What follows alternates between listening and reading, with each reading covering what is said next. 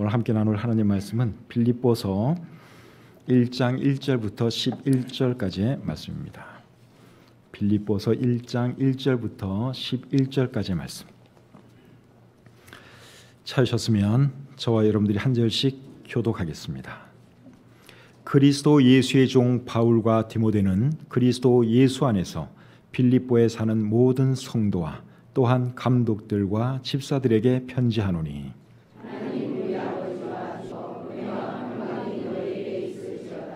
내가 너희를 생각할 때마다 나의 하나님께 감사하며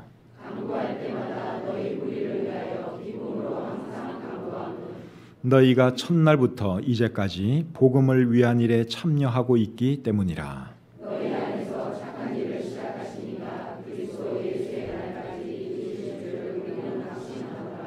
내가 너희 무리를 위하여 이와 같이 생각하는 것이 마땅하니 이는 너희가 내 마음에 있음이며 나의 매임과 복음을 변명함과 확정함에 너희가 다 나와 함께 은혜에 참여한 자가 됨이라. 내가 예수 그리스도의 신장으로 너희 우리를 얼마나 사모하는지 하나님이 내 증인이시라. 내가 기도하노라. 너희 사랑을 지식과 모든 총명으로 점점 더 풍성하게 하사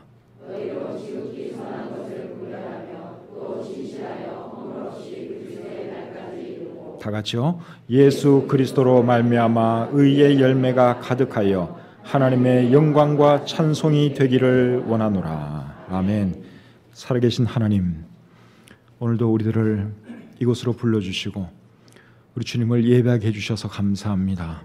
하나님께서 우리에게 베풀어 주신 그 구원의 은혜가 참으로 크고 깊을진데 우리가 하나님을 예배하는 것이 마땅한 일인 줄 믿습니다. 하나님, 우리가 드리는 예배를 기쁘게 받아주시고 또 예배를 통해서 우리의 삶이 더 새로워지고 더 나아질 수 있도록 주님 축복해 주시옵소서.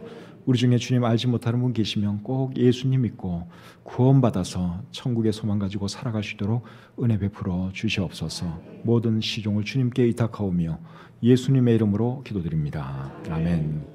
자리에 앉겠습니다. 오늘부터는 빌립보서를 강해하도록 하겠습니다. 빌립보서는 사도 바울이 빌립보에 사는 성도들에게 쓴 편지입니다. 빌립보는 어디에 있었던 도시인가 하면 오늘날 그리스 북부 지역에 있었던 도시입니다.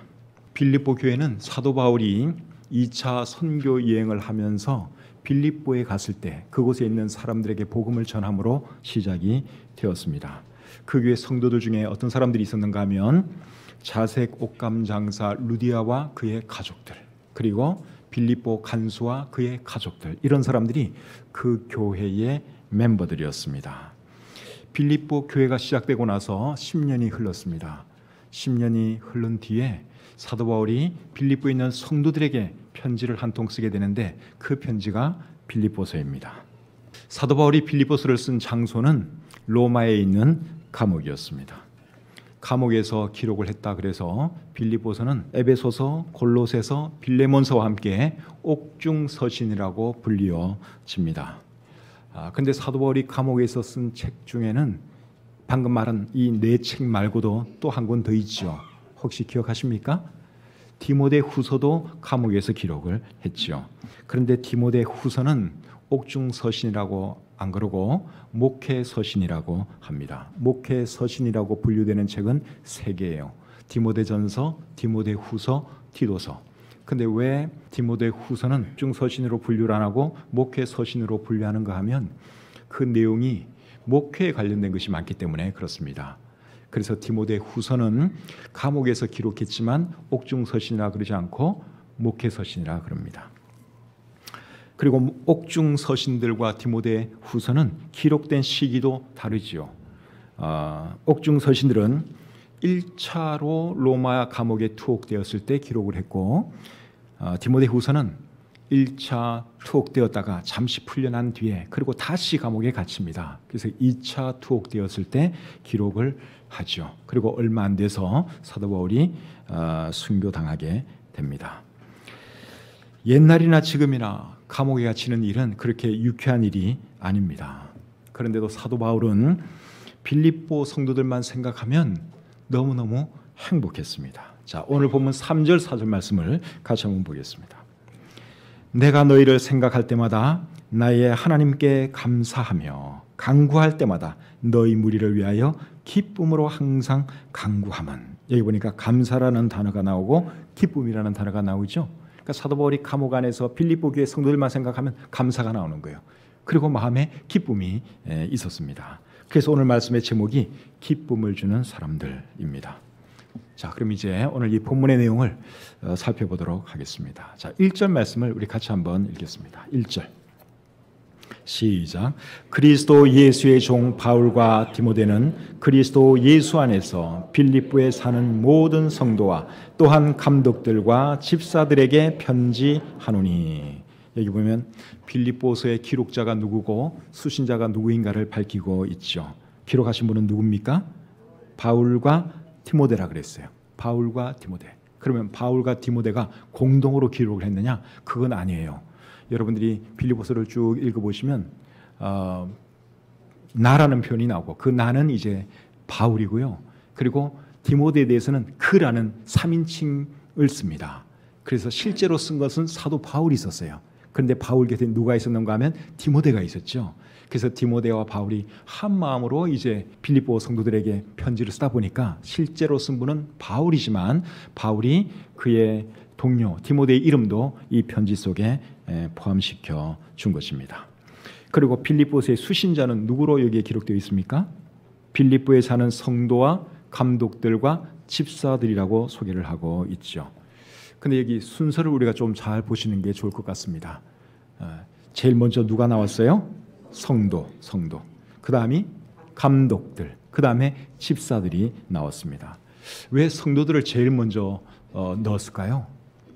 왜 그런가 하면 성도가 교회에서 제일 중요한 사람들이기 때문에 그렇죠. 교회 주체는 성도들입니다. 교회에서 제일 중요한 사람들이 누구냐? 사실은 성도들이에요. 그 다음에 이제 감독들을 여기에 언급하고 있는데 감독들은 교회의 지도자들을 말하는 것이죠. 성경에서는 교회의 지도자들을 감독이라 하기도 하고 장로라 하기도 하고 목사라 하기도 합니다. 이 세 직분은 다 동일한 직분이에요. 목사, 감독, 장로. 호칭은 다르지만 결국은 같은 직분인 것을 우리가 알아야 하는데 사도행전 20장 17절과 28절을 보시면 여러분들이 그런 것을 명확하게 알 수 있습니다. 근데 이들은 뭘 하는 사람들인가 하면 이제 성도를 섬기는 사람들이죠. 교회의 지도자이기도 하지만 지도자는 결국은 섬기는 사람이니까 이제 성도들을 섬기는 사람들이에요. 그래서 성도를 제일 먼저 넣고 그 다음에 성도를 섬기는 이제 감독들을 넣고 그리고 제일 뒤에 누구를 넣었어요? 집사들. 집사들은 뭐 하는 사람들인가 하면 교회의 지도자들을 돕는 사람들이죠. 그래서 나름대로 이 순서가 상당히 의미가 있다고 생각이 듭니다. 성도 먼저, 그 다음에 성도들을 섬기는 목회자들, 그리고 목회자를 돕는 집사들. 이 순서로 여기에 기록이 되어 있죠. 그래서 교회는 크게 세 부류의 사람들이 있는데 그 세 부류가 뭔가 하면 성도, 감독, 집사입니다. 오늘날 우리나라의 많은 교회들이 목사와 장로의 직분을 따로 이렇게 분리를 시키는데 그건 이제 종교개혁 이후에 칼빈부터 이제 그렇게 제도가 이제 그렇게 됐고 원래 성경에서는 목사, 장로, 감독의 구별이 없고 다 같은 사람들이다 하는 것을 여러분들이 잘 이해하셨으면 좋겠습니다. 또 우리 한국 교회에 권사라는 직분도 있는데 성경에는 권사가 나옵니까? 안 나옵니까? 안 나와요. 성경에는 권사 직분이 없습니다. 우리나라 사람들이 원체 감투를 좋아하다 보니까 이제 권사라는 직분을 만들어낸 것이죠. 자, 2절 말씀 보겠습니다. 2절 시작. 하나님 우리 아버지와 주 예수 그리스도로부터 은혜와 평강이 너에게 있을지어다. 발신자가 수신자들에게 인사하는 내용입니다. 근데 사도 바울이 항상 편지를 쓸 때마다 제일 많이 하는 인사가 뭔가 하면 바로 이 인사예요. 하나님의 은혜와 평강이 있기를 원한다 하는 이 인사입니다. 그런데 이 인사보다 더 좋은 인사가 없는 것 같아요. 여러분, 사람들에게 제일 필요한 것이 뭐겠습니까? 사람들에게 제일 필요한 게 저는 하나님의 은혜와 평강이라고 생각이 들어요. 물론 돈도 필요하고 필요한 것이 많이 있어요. 그래도 여러분, 사람에게 제일 필요한 건 뭐냐? 하나님의 은혜와 평강이에요. 이거 없으면 아무리 돈 많아도 소용없어요. 그래서 사도 바울이 늘 편지 쓸 때마다 비는 인사가 주님의 은혜와 평강이 있을지어다 하는 이 인사죠. 그런 뜻에서 여러분들에게도 우리 주님의 은혜와 평강이 충만하시기를 바랍니다. 이럴 때는 아멘 크게 하셔야 되는 거예요. 하나님의 은혜와 평강이 충만하시기를 바랍니다. 네. 자, 3절 4절 또 보겠습니다. 3절 4절 시작. 내가 너희를 생각할 때마다 나의 하나님께 감사하며 간구할 때마다 너희 무리를 위하여 기쁨으로 항상 간구함은. 사도 바울은 빌립보 교회 성도들을 생각할 때마다 그의 마음에 큰 기쁨이 있었습니다. 근데 그 이유가 뭔 줄 아세요? 그 이유가 5절에 나옵니다. 자, 5절 말씀 같이 읽겠습니다. 시작. 너희가 첫날부터 이제까지 복음을 위한 일에 참여하게 있기 때문이라. 자, 여기 보면 왜 바울이 그토록 빌립보 성도들을 인해서 감사하고 그의 마음에 기쁨이 있었는가? 그 이유가 뭔가 하면 복음을 위한 일에 참여하고 있기 때문이라고 말씀하고 있죠. 언제부터 언제까지? 첫날부터 이제까지. 여기서 말하는 첫날은 그들이 예수님을 믿기 시작한 첫날을 말하는 것이겠죠. 아니면 빌립보 교회가 시작된 첫날을 말하는 것일 수도 있고. 그래서 어쨌든 첫날부터 이제까지 이 사도 바울이 이 편지를 쓰는 이 순간까지도 복음을 위한 일에 그들이 참여하고 있기 때문에 나는 여러분들만 생각하면 너무너무 기쁘고 행복합니다. 사도 바울이 그렇게 지금 말하는 것입니다. 복음을 위한 일에 참여했다 하는 이 말의 의미는 복음 전하는 일에 참여했다 그 뜻이죠. 빌립보 교회 성도들이 어떻게 여러분 복음 전하는 일에 참여했을까요? 사도 바울을 도와줌으로 그들이 그렇게 했습니다. 자, 빌립보서 4장 15절 16절 같이 한번 읽어보겠습니다. 빌립보서 4장 15절 16절입니다. 빌립보 사람들아 너희도 알거니와 복음의 시초에 내가 마게도냐를 떠날 때에 주고받는 내 일에 참여한 교회가 너희 외에 아무도 없었느니라. 데살로니가에 있을 때에도 너희가 한 번뿐 아니라 두 번이나 나의 쓸 것을 보내었도다. 자, 여기 보니까 빌립보 교회 성도들이 사도 바울을 물질적으로 도와준 것을 여기 말씀하고 있죠. 다른 교회들은 안 도와줬는데 하여튼 이 빌립보 교회 성도들이 사도 바울을 열심히 도와주었다는 것입니다. 그러니 이 빌립보 교회 성도들을 생각하면 사도 바울이 고마워요, 안 고마워요? 고맙죠. 하나님께 감사가 되는 거예요. 그들만 생각하면 하나님께 감사가 되고 마음에 기쁨이 있고 마음이 참 행복했습니다. 자, 계속해서 보면 사도 바울은 이제 그들이 한 일에 대해서 착한 일이라고 하는 그런 또 표현을 쓰고 있습니다. 6절 말씀을 보겠습니다. 6절 시작. 너희 안에서 착한 일을 시작하시니가 그리스도 예수의 날까지 이루실 줄을 우리는 확신하노라. 여기 보니까 착한 일이라는 표현이 나오는데 여기서 말하는 착한 일은 복음 전하는 그것을 말하는 것입니다. 이 세상에 착한 일이 참 많죠. 어려운 사람들 도와주는 것도 착한 일이고 뭐 길 가다가 연세 많으신 분들 부축해 주는 것도 착한 일이고 착한 일이 참 많아요. 그런데 이 세상에서 제일 착한 일이 뭔 줄 아십니까? 저는 그것이 복음 전하는 일이라고 생각을 합니다. 왜 그런가 하면 여러분 복음 전하면 지옥 갈 영혼들을 천국으로 인도해 주는 거거든요. 멸망당할 영혼들을 천국 가게 만들어 주는 거예요. 그러니까 여러분 복음 전하는 것보다 더 착한 일이 어디에 있겠습니까? 배고픈 사람에게 밥 한 그릇 사주는 거 그것도 착한 일이에요. 그런데 여러분 지옥 갈 사람을 천국으로 가게 만들어 준다면 그것보다 착한 일은 없죠. 그래서 복음 전하는 일이 제일 착한 일입니다. 사랑하는 성도님 여러분, 우리가 이 세상 살아가면서 착한 일 많이 하시기를 바랍니다. 가난한 사람들도 많이 도와주시고요. 특별히 복음, 여러분 복음 열심히 전하시기를 바랍니다. 그게 저와 여러분들이 할 수 있는 제일 착한 일이기 때문에 그렇습니다. 복음을 전하는 방법에는 크게 두 가지가 있어요. 직접 가서 전하는 방법이 있고 직접 가서 전하는 것이 어려우면 복음 전하는 사람들을 이제 도와줌으로 우리가 복음을 전할 수 있습니다. 그래서 이 두 가지 중에 한 방법은 우리가 해야 하는 것입니다. 내가 직접 복음을 전할 수 있으면 직접 복음을 전해야 됩니다. 해외에 나가서 복음을 전할 수 있으면 직접 그렇게 해야 됩니다. 그것이 어려우면 그렇게 하는 사람들을 위해서 기도해주고 그들을 물질적으로 도와주어야 하는 것이죠. 복음 전하는 일은 여러분 착한 일입니다. 아름다운 일입니다. 여러분 그 말에 동의하십니까? 네. 그보다 착한 일이 어디 있겠어요? 그보다 아름다운 일이 어디 있겠어요? 그래서 저와 여러분들이 이 세상을 살아가면서 그 일을 하면서 살아가시기를 바랍니다.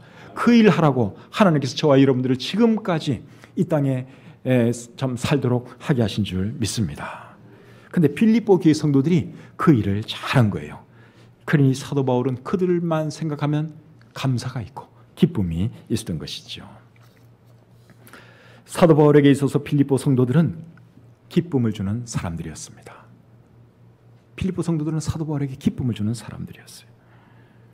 그들이 사도 바울에게 기쁨을 주었다면 하나님께도 당연히 기쁨이 되었겠죠? 사도 바울을 기쁘게 한 그 일이 여러분 결국 하나님을 위한 일이잖아요. 그러니까 이 빌립보 교회 성도들이 그 한 모든 일은 바울에게도 기쁨이 되었지만 우리 하나님께도 큰 기쁨이 되었다는 사실입니다. 자, 그럼 여러분 이제 우리가 하나 생각할 것이 있어요. 과연 우리는 하나님을 기쁘게 하는 사람들인가? 아니면 하나님을 근심케 하는 사람들인가? 한번 생각해 볼 필요가 있어요. 빌립보 성도들은 사도 바울을 기쁘게 했고 나아가서는 하나님을 기쁘게 했어요. 과연 우리는 어떤 사람들이냐 하는 거예요. 또 우리 주변에 있는 사람들에 대해서는 우리가 과연 어떤 사람들이겠습니까? 우리 주변에 있는 사람들을 기쁘게 하는 사람들일까요? 아니면 주변에 있는 사람들을 아프게 하고 힘들게 하는 사람들일까요? 한번 생각해 볼 필요가 있죠? 여러분, 바라기는 하나님도 그렇고 우리 주변에 있는 사람들도 그렇고 절대로 고통 주는 사람 되지 마시고 기쁨 주는 사람 되시기를 바랍니다. 그런 사람이 되어야죠. 또 특별히 주의 일 하는 사람들에 대해서 여러분 항상 기쁨 주는 사람이 되시기를 바랍니다. 주의 일 하는 사람들 옆에서 계속 힘들게 하고 고통스럽게 만들고 여러분 그런 사람 되면 절대로 안 됩니다. 히브리서 13장 17절에 보시면 그들로 하여금 즐거움으로 이것을 하게 하고 근심으로 하게 하지 말라 그랬어요. 그러니까 주의 일하는 사람들 여러분 옆에서 격려만 해주십시오. 우리 저와 사역자들이 주의 일하는 사람들인데 여러분 힘들게 하지 마시고 격려만 해주세요. 기쁨으로 주의 일 감당할 수 있도록 도와주시기를 바랍니다. 여러분들이 그렇게 잘하고 계셔서 저희들이 너무 감사하고 있습니다. 자, 7절 말씀 계속 보겠습니다. 7절 같이 읽죠. 시작. 내가 너희 무리를 위하여 이와 같이 생각하는 것이 마땅하니 이는 너희가 내 마음에 있음이며 나의 매임과 복음을 변명함과 확정함에 너희가 다 나와 함께 은혜에 참여한 자가 됨이라. 이 말씀을 잘 보시면 사도 바울이 빌립보 교회 성도들을 잊지 못하는 이유를 다시 한번 설명하고 있습니다. 바울이 그들을 잊지 못하는 이유가 무엇입니까? 그들이 바울과 함께 은혜에 참여한 자가 되었기 때문이라고 말씀하고 있습니다. 여기서 말하는 은혜는 복음 전하는 일을 뜻합니다. 여러분, 왜 복음 전하는 일을 사도 바울은 은혜라고 했을까요? 그 이유가 뭔가 하면 복음 전하는 일은 여러분 아무나 할 수 있는 일이 아니기 때문에 그렇습니다. 여러분 복음 전하는 거 이거 아무나 할 수 있는 일 아니죠? 아무나 할 수 있는 일이 아니에요. 구원받은 사람들만 할 수 있습니다. 하나님의 은혜를 체험한 사람들만 할 수 있습니다. 천국에 갈 수 있는 사람들만 할 수 있습니다. 그러니까 이 복음 전하는 일은 은혜예요. 은혜. 그러니까 여러분들 전도에 대해서 부담스럽게 생각하시는 분들이 계시는데 전도를 부담이라고 생각하지 마시고 그저 그냥 사명감으로만 이렇게 하려고 하지 마시고 내가 복음을 전할 수 있는 것은 은혜다. 축복이다. 특권이다. 그렇게 생각하면서 복음 전하시기를 바랍니다. 사도 바울이 그런 사람이었어요. 그러니까 사도 바울은 복음 전하는 것이 은혜였어요. 은혜라고 생각한 거예요. 우리도 그런 사람이 되었으면 좋겠습니다. 우리가 잘 부르는 찬송가 중에 이런 가사가 있어요. 주 내게 부탁하신 일 천사도 흠모하겠네. 여러분 그 노래 아시죠? 주 내게 부탁하신 일 천사도 흠모하겠네. 맞습니다. 우리가 복음 전하는 이 일, 이거는 천사도 부러워하는 일이에요. 우리 하나님께서 천사에게 전도하라고 그런 사명을 안 주셨어요. 우리에게 주셨어요. 구원받은 하나님의 백성들에게. 천사도 부러워하는 일이 전도다 하는 것을 꼭 기억하시고 여러분 전도할 때 감사함으로 하시고 하나님의 은혜를 생각하면서 하시고 그렇게 하셨으면 좋겠습니다. 자, 8절 말씀 또 계속 보겠습니다. 8절입니다. 시작. 내가 예수 그리스도의 심장으로 너희 무리를 얼마나 사모하는지 하나님이 내 증인이시니라. 여기도 보시면 사도 바울이 빌립보 성도들을 정말 사랑하고 있는 것이 느껴지지요. 근데 사도 바울이 빌립보 교회 성도들을 그토록 사랑한 이유가 무엇입니까? 예, 여러 번 이미 말했지만 그들이 복음 전하는 일에 함께 해줬기 때문에 그래요. 사도 바울을 물질적으로 잘 도와줬기 때문에 그래서 사도 바울이 그들을 잊지 못하고 늘 감사하는 것이죠. 그래서 사도 바울이 그들을 위해서 뭘 한 줄 아십니까? 그들을 위해서 이제 기도를 해 주지요. 자, 3절 4절 말씀 보겠습니다. 3절 4절. 내가 너희를 생각할 때마다 나의 하나님께 감사하며 간구할 때마다 너희 무리를 위하여 기쁨으로 항상 간구하면. 여기 간구라는 단어가 2번 나왔어요. 간구는 하나님께 기도하는 것을 말하는 것이죠. 지금 사도 바울은 감옥에서 이 글을 쓰고 있습니다. 감옥에 있는 사람이 할 수 있는 일은 아무것도 없어요. 자유인이라면 빌립보 교회 성도들 만나서 밥이라도 한 그릇 사줄 텐데 그렇게 할 수도 없어요. 감옥에 있으니까. 그래서 사도 바울이 뭘 했느냐? 그들을 위해서 하나님께 기도해 줬어요. 하나님, 빌립보 교회 성도들 축복해 주십시오. 저들 자녀들 잘 되게 하시고 저들 하는 생업 하나님 형통할 수 있도록 도와주십시오. 늘 그런 기도하는 거죠. 원래 누군가를 사랑하면 여러분 그 사람을 위해서 기도하지 않습니까? 우리 부모님들이 자녀를 위해서 잊지 않고 늘 기도하는 그 이유가 자녀들을 사랑하기 때문에 그렇죠. 부모님을 위해서 우리가 생각하고 기도하는 그 이유도 부모님에 대한 사랑이 우리 마음에 있기 때문에 그런 것이고, 사랑하면 기도해 주게 되어 있습니다. 그래서 사도 바울이 감옥에 있었지만 그래서 기도는 할 수 있었기 때문에 빌립보 교회 성도들을 위해서 열심히 기도해 줬어요. 자, 어떤 내용으로 기도를 했는가? 오늘 보면 9절부터 11절까지 나와 있습니다. 자, 9절부터 11절 같이 한번 읽겠습니다. 시작. 내가 기도하노라 너희 사랑을 지식과 모든 총명으로 점점 더 풍성하게 하사 너희로 지극히 선한 것을 분별하며 또 진실하여 허물 없이 그리스도의 날까지 이루고 예수 그리스도로 말미암아 의의 열매가 가득하여 하나님의 영광과 찬송이 되기를 원하노라. 아멘. 자, 여기 보니까 사도 바울이 크게 4가지를 위해서 기도했습니다. 첫째는 사랑을 점점 더 풍성하게 해달라고 기도했습니다. 9절 내용이 그거죠. 내가 기도하노라 너희 사랑을 지식과 모든 총명으로 점점 더 풍성하게 하사. 그래서 사랑을 위해서 기도했는데 여기서 말하는 사랑은 누구에 대한 사랑일까요? 하나님과 그리고 사람들에 대한 사랑을 말하는 것이죠. 우리의 사랑의 대상은 크게 2 대상입니다. 하나님과 사람들. 우리가 사랑해야 될 분들이에요. 예수님께서도 말씀하시기를 하나님을 사랑하고 이웃을 사랑하라. 그러니까 하나님 사랑, 사람 사랑. 이게 우리가 해야 할 사랑이죠. 그래서 사도 바울은 빌립보 교회 성도들이 사랑에 충만한 사람이 되게 해달라고. 이미 그들은 사랑이 많은 사람이에요. 그럼에도 더 충만하게 해달라고 그들을 위해서 간절히 기도했습니다.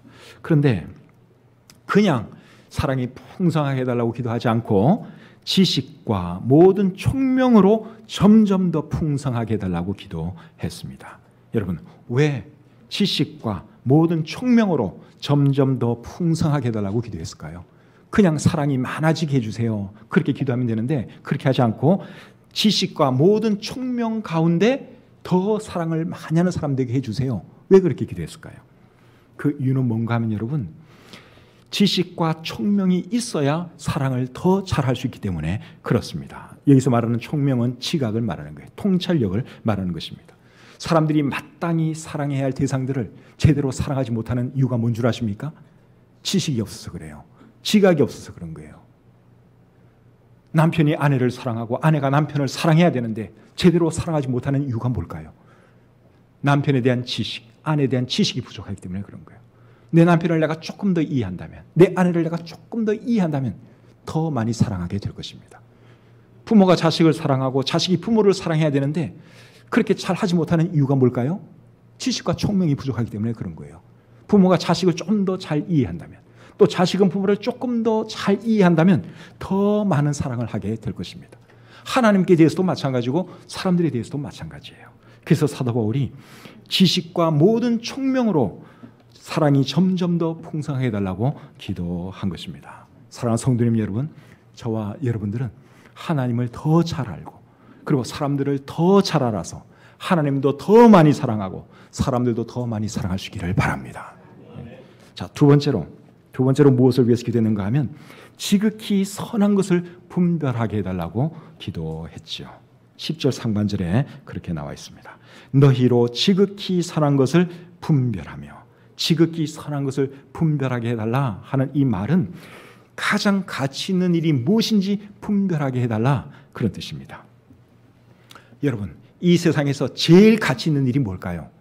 이 세상에서 제일 가치 있는 일, 저는 그것이 복음 전하는 일이라고 생각합니다. 그게 제일 가치 있다고 생각을 해요. 근데 오늘날 많은 그리스도인들이 그것을 잘 모르는 것 같습니다. 이론적으로는 알고 있어요. 복음 전하는 거 이거 정말 중요한 일이야. 그게 가치 있는 일이지. 보람된 일이지. 머리로는 알고 있어요. 그런데 실생활에서는 그런 것이 전혀 나타나고 있지를 않습니다. 그러니까 머리로만 알고 있는 거예요. 머리로만 알고 있는 거는 제대로 아는 게 아니죠. 사랑하는 성도님 여러분, 여러분들은 이 세상에서 가장 가치 있고 가장 보람 있는 일이 전도라는 것을 알고 계십니까? 왜 대답들을 못하세요? 여러분들은 이 세상에서 가장 가치 있고 보람 있는 일이 복음 전하는 일이라고 하는 것을 여러분 알고 계십니까? 네. 알고 계셔야 돼요. 그리고 알고 계시면 그것을 여러분의 생활 가운데 반영할 수 있기를 바랍니다. 그것을 실천하면서 살아갈 수 있기를 바랍니다. 복음 전하는 방법에는 크게 두 가지가 있다고 제가 말씀드렸죠. 직접 전하는 방법이 있고 직접 잘 못하겠으면 그 일을 하는 사람들을 도우면서 그 일을 하는 방법이 있습니다. 그래서 여러분들이 할 수 있으면 직접 복음을 전하세요. 여러분 이웃 사람들에게 복음 전하시고 또 한 번씩 해외에 나가서도 참 선교도 하시고 그 일을 하십시오. 그러나 그것이 어려우면 그 일을 하는 사람들을 위해서 기도해 주시고 그들을 물질로 후원해 주시기를 바랍니다. 여러분들이 교회에 선교원금하는 거 그거 다 어디로 가느냐? 선교사님들에게 갑니다. 그 여러분들이 간접적으로 그 선교사에게 지금 동참하고 있는 것이죠. 그래서 우리가 가지고 있는 물질을 여러분 다른 무엇을 위해서 쓰지 마시고 복음의 확장을 위해서 주님 나라의 확장을 위해서 복음 전파를 위해서 사용할 수 있기를 바랍니다. 그게 하나님께서 원하시는 길이에요. 우리의 물질을 주님을 위해서 사용하는 것은 우리의 보물을 하늘에 쌓아두는 것이라 그랬습니다. 우리의 보물을 하늘에 쌓아두는 거예요. 여러분 이 세상에서는 아무리 여러분 금고에다가 보화 많이 쌓아놔도 그 우리 죽을 때 못 가져갑니다. 그거 다 두고 가야 되는 거예요. 은행에 쌓여있는 그 많은 돈들, 예. 뭐 또 집에 가득한 뭐 좋은 물건들, 그거 여러분 죽을 때 다 두고 가는 거예요. 그거 다 두고 갈 거 왜 그렇게 모으는지 모르겠어요. 좋은 일에 사용하시기 바랍니다. 이왕이면 하늘나라에 쌓아두면 얼마나 좋아요. 그래서 우리가 주님을 위해서 사용하는 것은 그거는 낭비가 아니에요. 하늘에 내 보화를 쌓아두는 것이다. 그렇게 하시고 정말 주님을 위해서 좋은 일 많이 하시는 여러분들이 다 되시기를 주님의 이름으로 축복합니다. 세 번째로 사도 바울은 무엇을 위해서 기도했는가 하면 진실하여 허물 없이 그리스도의 날까지 이르게 해달라고 기도했습니다. 10절 하반절이 그 내용이에요. 또 진실하여 허물 없이 그리스도의 날까지 이르고, 여기서 말하는 그리스도의 날은 예수님께서 재림하시는 날을 의미하죠. 사도 바울은 빌립보 성도들을 정말 사랑했기 때문에 그들이 신앙생활 잘하다가 주님께서 오실 때 주님을 기쁨으로 만나기를 원했습니다. 여러분 우리도 그렇게 해야 되지 않겠습니까? 이 세상에서 열심히 신앙생활 하다가 주님께서 다시 오실 때 아니면 우리가 죽어서 주님을 만나게 될 때 기쁨으로 주님을 만날 수 있어야 하는 것이죠. 찬송가 450장에 보시면 이런 가사의 노래가 있습니다. 내 평생 소원 이것뿐 주의 일 하다가 이 세상 이별하는 날 주 앞에 가리라. 그 다음 절 가사는 이렇습니다. 꿈같이 헛된 세상일 취할 것 무엇냐 이 수고 암만 하여도 헛된 것뿐일세. 여러분 이 세상에서 우리가 열심히 살아가지만 헛된 일입니다. 우리 자신을 위해서 뭐 하는 것 헛된 일이에요. 그래서 우리 자신을 위해서 살아가지 마시고 정말 주의 일하면서 살아갈 수 있기를 바랍니다. 그게 가장 보람 있는 일이에요. 가장 가치 있는 일입니다. 마지막 네 번째로 사도 바울은 의의 열매가 가득하게 해달라고 기도했습니다. 11절 우리 같이 한번 읽어보죠. 시작. 예수 그리스도로 말미암아 의의 열매가 가득하여 하나님의 영광과 찬송이 되기를 원하노라. 자, 마지막 네 번째로 기도 제목은 의의 열매가 가득하게 해달라는 거예요. 여기서 말하는 의의 열매는 예수님을 믿음으로 맺게 되는 열매들을 말하는 것이죠. 그런 열매들 중에는 어떤 것들이 있을까요? 제일 먼저 떠오르는 것이 갈라디아서 5장 22절과 23장에 나오는 성령의 열매가 떠오르죠. 성령의 열매 여러분 기억하십니까? 자, 우리 같이 한번 갈라디아서 5장 22절 23절 한번 읽어보겠습니다. 자, 갈라디아서 5장 22절 23절 시작. 오직 성령의 열매는 사랑과 희락과 화평과 오래 참음과 자비와 양성과 충성과 온유와 절제니 이 같은 것을 금지할 법이 없느니라. 자, 여기 보니까 성령의 열매 9가지를 소개하고 있는데 여기에 기록된 이 9가지 열매는 다 인격적인 열매예요. 다 인격적인 거예요. 사랑, 희락, 화평, 오래 참음, 자비, 양선, 충성, 온유, 절제. 우리의 인격과 관련된 내용들이에요. 그래서 예수님을 믿은 지 좀 오래되었으면 인격적으로도 성숙해야 됩니다. 예수님 처음 믿었을 때나 10년 뒤나 20년 뒤나 인격적으로 변화가 없다면 그 뭐가 문제가 있는 사람이에요. 인격적인 열매가 안 나타난다면 그거는 제대로 예수님 믿는 게 아닙니다. 제대로 예수님 믿으면 여러분 인격도 나아져야 하는 것이죠. 사랑도 더 많아져야 되고 더 온유해야 되고 더 절제해야 되고 그래야 되는 것입니다.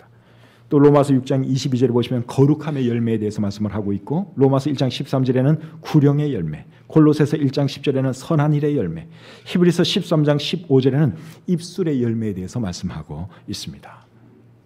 그래서 하나님께서 우리에게 원하는 것은 결국 열매라는 것을 기억하시고 여러분 풍성한 의의 열매들을 많이 맺어드려서 하나님께 큰 영광 돌리시는 저와 여러분들이 다 되시기를 우리 주님의 이름으로 축복합니다. 기도하겠습니다.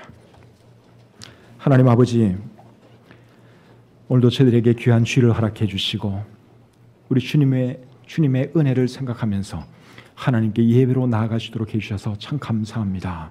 우리가 주님의 사랑을 입기에 참 정말 부족한 사람들이었는데 그럼에도 불구하고 하나님께서 우리를 사랑해 주셔서 참 십자가 위에서 피 흘려 돌아가심으로 우리의 모든 죄 용서해 주시고 하나님의 자녀로 맞이해 주셔서 참 감사합니다.